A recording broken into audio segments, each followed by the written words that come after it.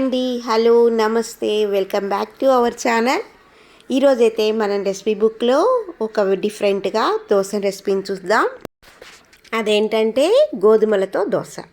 అందరూ గోధుమ పిండితో దోశలు పోస్తారు కదా, ఇలా డిఫరెంట్గా ట్రై చేయండి, చాలా టేస్టీగా ఉంటుంది. అలాగే మీరు చెప్తే కానీ నమ్మరండి, ఇది గోధుమలతో పోసిన దోశ అని, అంత రుచిగా ఉంటుంది. దీనికి అల్లం చట్నీ, పల్లీల చట్నీతో ఈ దోశని సర్వ్ చేసుకున్నా అంటే సూపర్ టేస్ట్గా ఉంటుందండి. ఒకసారి అయితే మీరు కూడా ఈ రెసిపీని ట్రై చేసి ఎలా వచ్చిందనేది కామెంట్ రూపంలో తెలపండి.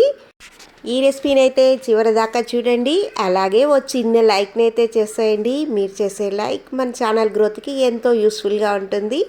మరి ఆలస్యం చేయకుండా మనం ఈ రెసిపీని ఎలా చేయాలో ఇప్పుడు తెలుసుకుందాం.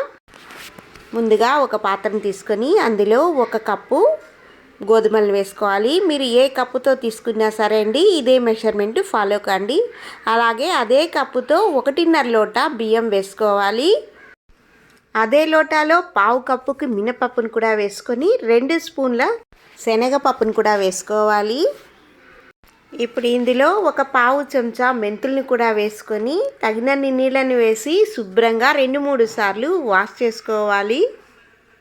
మీరు కనుక మన ఛానల్ని మొదటిసారి చూస్తున్నట్టయితే తప్పకుండా సబ్స్క్రైబ్ చేసుకోండి. అలాగే బెల్ ఐకాన్ కూడా ప్రెస్ చేయండి. నేను పెట్టే ప్రతి వీడియో మీకు నోటిఫికేషన్ రూపంలో వస్తుంది. చూశారు కదా, ఇలా 2-3 మాటలు శుభ్రంగా వాష్ చేసుకున్న తర్వాత తగినన్ని నీళ్ళని వేసి 4 గంటల సేపు ఈ గోధుమల్ని నానబెట్టుకోవాలి.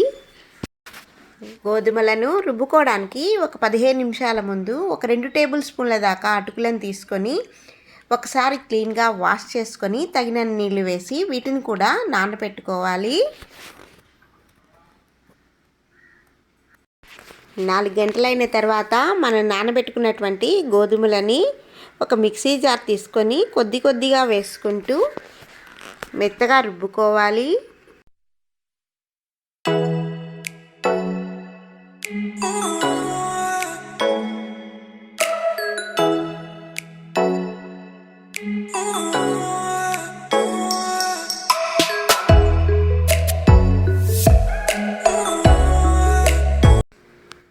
ఆఖరువాయి గోధుమలను రుబ్బుకునేటప్పుడు మనం ముందుగా నానబెట్టుకున్నటువంటి అటుకులను కూడా చేర్చుకొని వీటిని కూడా వేసి మెత్తగా రుబ్బుకోవాలి. ఇలా రుబ్బుకున్న దాన్ని మనం ముందుగా రుబ్బుపెట్టుకున్న గోధుమ పిండిలోనే వేసుకొని కొద్దిగా నీళ్ళని కూడా వేసుకొని దీని మీద మూత వేసేసి 1 గంట సేపు పక్కన పెట్టేసుకోవాలి. దీన్నైతే ఫర్మెంటేషన్ చేసుకోవాల్సిన అవసరం లేదండి, అలాగే వాడేసుకోవచ్చు. 1 గంట అయిన తర్వాత దీంట్లో రుచికి సరిపడినంత ఉప్పును కూడా వేసుకోవాలి. ఉప్పును వేసుకున్న తర్వాత ఒకసారి బాగా మిక్స్ చేసుకోవాలి, ఉప్పు దోసపిండిలో కలిసేట్టుగా.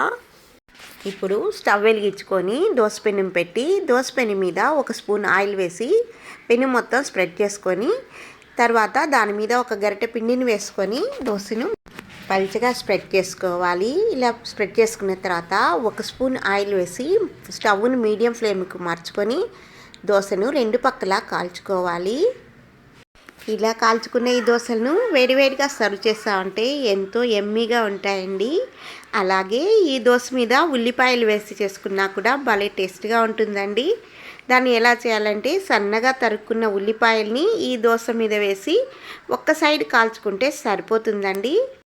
చూసారు కదా, ఇలా పల్చగా దోసపిండిని స్ప్రెడ్ చేసుకున్న తర్వాత కొద్దిగా ఆయిల్ వేసి దాని మీద సన్నగా తరుక్కున్నటువంటి ఉల్లిపాయలు అలాగే కరివేపాకు సన్నగా తరిగిన పచ్చిమిరపకాయలని వేసి 2 నిమిషాల సేపు కాల్చుకొని ఒక సైడ్గా ఫోల్డ్ చేసుకొని సర్వ్ చేసుకున్నామంటే ఎంతో టేస్టీ ఉల్లి దోశ రెడీ అండి.